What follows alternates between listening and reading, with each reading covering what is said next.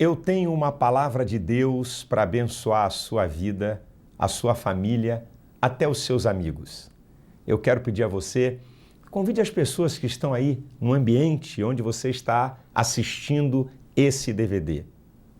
Eu tenho certeza que Deus vai falar com você de maneira muito especial. Quero deixar uma palavra profética para você. Que Deus abençoe você e sua família. Que as janelas dos céus e as bênçãos do Senhor sejam derramadas e que você seja uma pessoa próspera e feliz em nome de Jesus.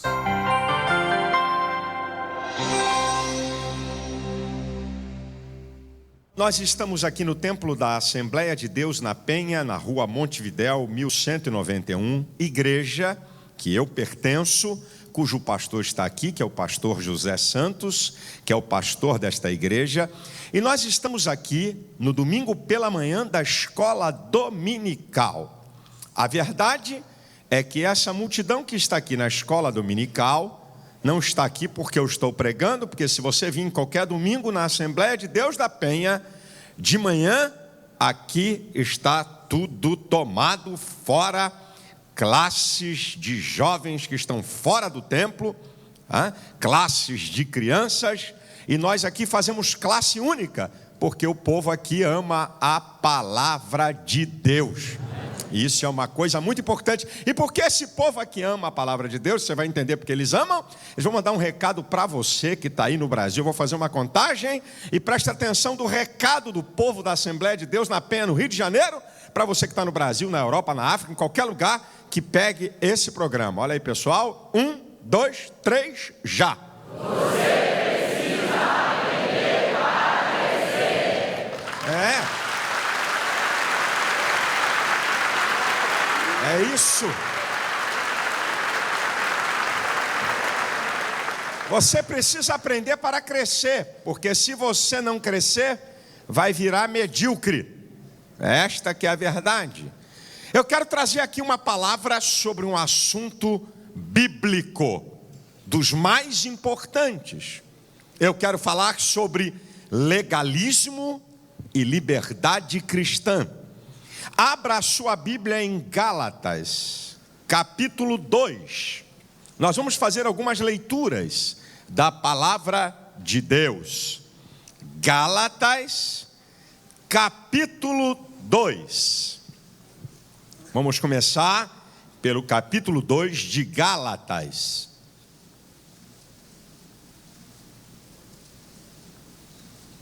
Gálatas 2. A partir do primeiro versículo.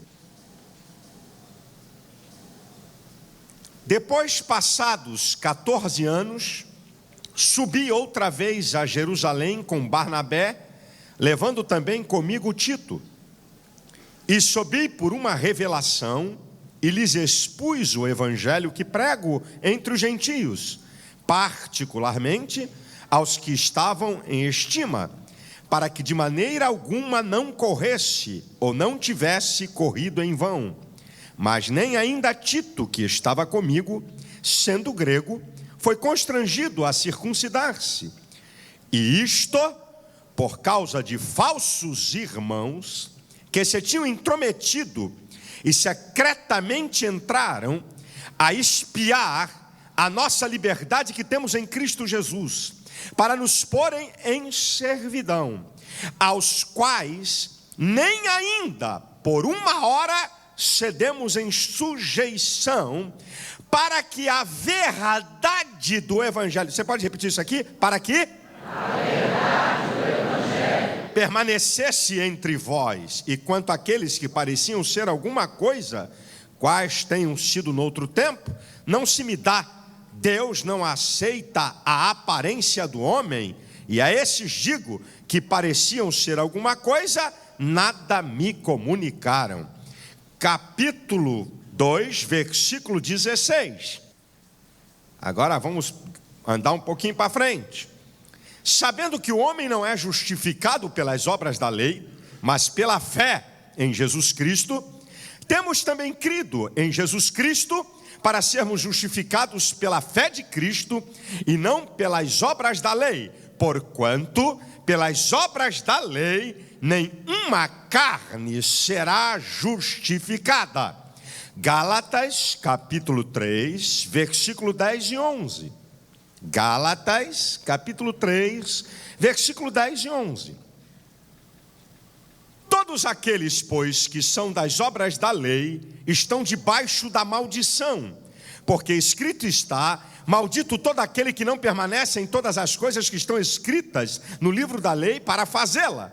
É evidente que pela lei ninguém será justificado diante de Deus, porque o justo viverá da fé. Meus amados irmãos, a carta aos Gálatas é um dos maiores documentos da Bíblia sobre fé e liberdade cristã. Se não houvesse a carta aos Gálatas, toda a igreja cristã estaria mergulhada em ritos judaizantes, em dogmas judaizantes. E mesmo com a carta aos Gálatas, que nos fala de fé e liberdade cristã, mesmo com a carta aos Gálatas, muitas igrejas cristãs estão mergulhadas num legalismo farisaico, e muitos cristãos querem se parecer com os judeus. A verdade é que essa questão do legalismo farisaico e de cristão querendo serem judeus tem contaminado a pureza do evangelho, tem perturbado a fé de muitos e tem impedido que muitos venham ao conhecimento da verdade, e a verdade que liberta é Cristo, e em Cristo o evangelho é completo. Como é que o apóstolo Paulo e a Bíblia tratam da questão do legalismo? É isso que nós vamos ver aqui. E você vai entender por que eu estou falando esta palavra aqui, não somente para essa igreja, mas para qualquer cristão. Você vai entender. Olha que coisa interessante. Depois de 14 anos da conversão de Paulo, Paulo volta a Jerusalém para fazer a defesa do seu apostolado. E ele leva consigo a Barnabé e a Tito. Isso é para você ver como é que o apóstolo Paulo usa de inteligência, muito inteligente e estratégico. Porque Paulo volta a Jerusalém, onde estavam ali as colunas da igreja, Pedro e Tiago, e volta com Barnabé e com Tito. Então, Barnabé era judeu, está lá em Atos 4:36. Barnabé era um homem de confiança da igreja de Jerusalém, tanto é que ele foi enviado a Antioquia para observar aquele trabalho novo, isto é, a conversão de gentios ao cristianismo. Está em Atos capítulo 11, versículo 22. Barnabé era um homem cheio de fé e do Espírito Santo. Está em Atos 11, 24. E Barnabé participou da evangelização de gentios, trabalhando pela edificação dos gentios em Cristo e unidade da igreja. Portanto, Barnabé era uma poderosa testemunha a favor de Paulo, porque ele gozava da confiança de todos. E Tito? Tito era gentio, era grego, era o troféu do apóstolo Paulo para demonstrar aos judeus cristãos a conversão de gentios. Mas afinal de contas, o que é que está em jogo?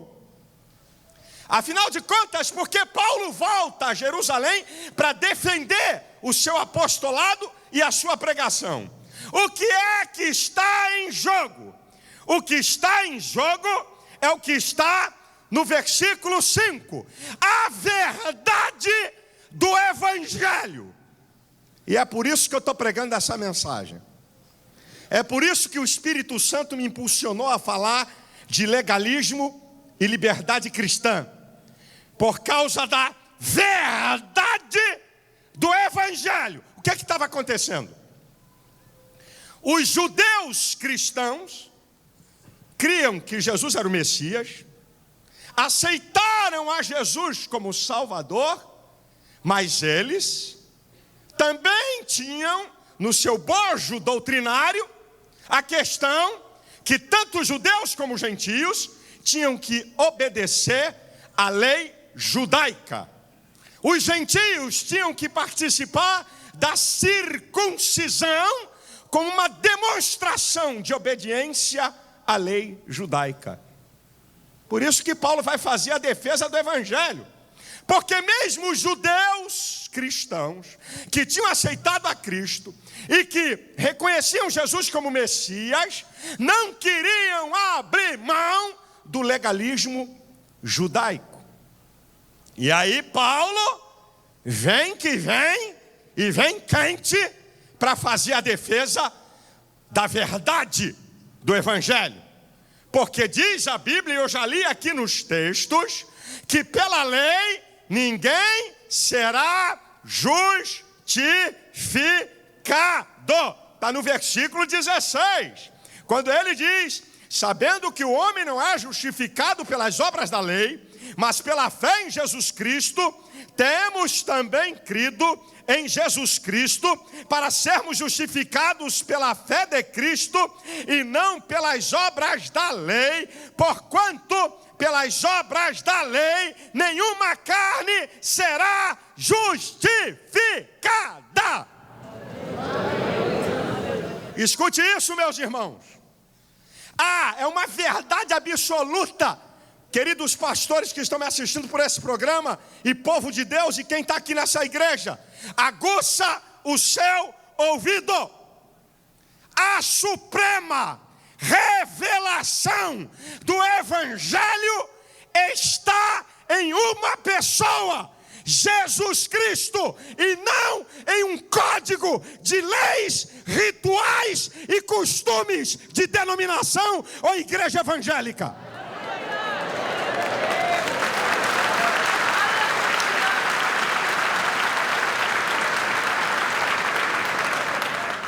A suprema revelação do Evangelho está na pessoa de Cristo e não em códigos de leis, rituais ou costumes denominacionais. A experiência da fé cristã é demonstrada pelos frutos e não pela obediência a um código legal inventado por qualquer igreja. E tem uma frase, desculpa a expressão, que eu já ouvi de líderes, uma frase idiota. Eu vou dizer ela aqui para vocês. Não existe sã doutrina sem bons costumes. Parece que a frase é bonita, né? Parece até que a frase tem alguma coisa de valor. Essa frase me dá a ideia exatamente o que os fariseus fizeram no tempo de Jesus. Deus deu a lei, mas nós vamos inventar aqui mais de 600 regras para ajudar a Deus. Porque a lei não é suficiente. A sã doutrina não é suficiente. Ela precisa de ajuda de alguns dogmas ou de algum costume da igreja. Porque a palavra bom costume jogada ao léu da sorte é até uma coisa boa. Mas o que é bom costume para eles? É o cabelo das irmãs, é o batom que a irmã usa, é o brinco, é a calça comprida. Se falasse de bom costume, de amar, de perdoar, de ser íntegro, de ser honesto, eu não dizia nada.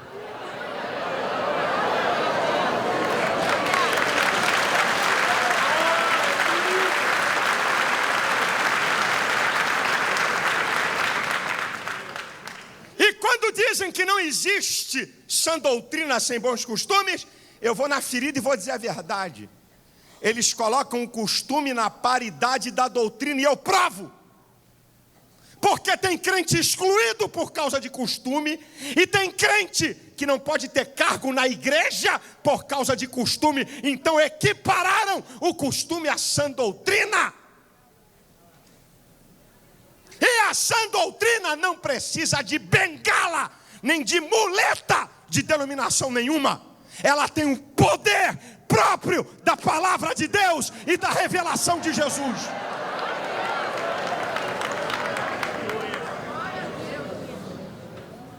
A evidência da fé cristã, meu irmão, não é obediência a ritos ou dogmas, ou código de leis, é fruto, ou frutos, e eu provo na Bíblia. O que é que Jesus falou em João 15:8? E nisto o Pai é glorificado, que deis muitos frutos, e assim sereis meus discípulos. Para Deus ser glorificado, eu tenho que produzir frutos. E para que eu possa ser chamado discípulo de Cristo, eu tenho que produzir frutos. E o que é que são frutos? Não estou falando do fruto do Espírito. Frutos, plural. É tudo aquilo que você produz de bom a partir do momento que você foi transformado pelo poder do Evangelho. Frutos. Jesus falou em João 15:16. Não foi vós que escolhestes a mim, mas eu escolhi a vós. E vos nomeei para que vades e deis fruto, a fim de que o vosso fruto permaneça. E tudo quanto pedires ao Pai em meu nome, Ele vos conceda. Os discípulos foram determinados para produzir frutos. Os discípulos foram determinados para produzir frutos. João 14:21 diz: aquele que tem os meus mandamentos e os guarda, é esse que me ama. E aquele que me ama é amado do meu Pai. Eu o amarei e me manifestarei a ele. É quem guarda os mandamentos do Senhor, e não um conjunto de códigos legais e de costumes impostos por uma igreja ou uma denominação.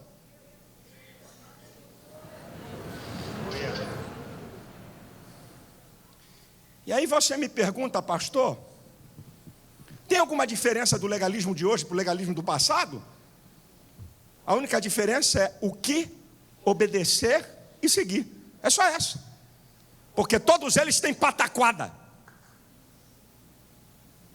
Todos eles.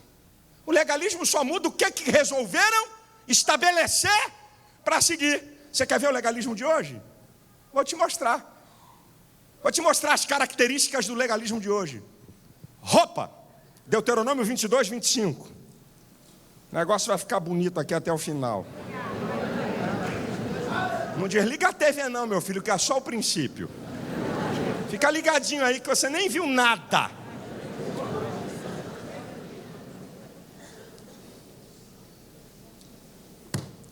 Deuteronômio 22:5.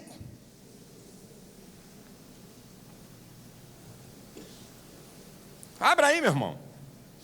Olha o que é que eles usam.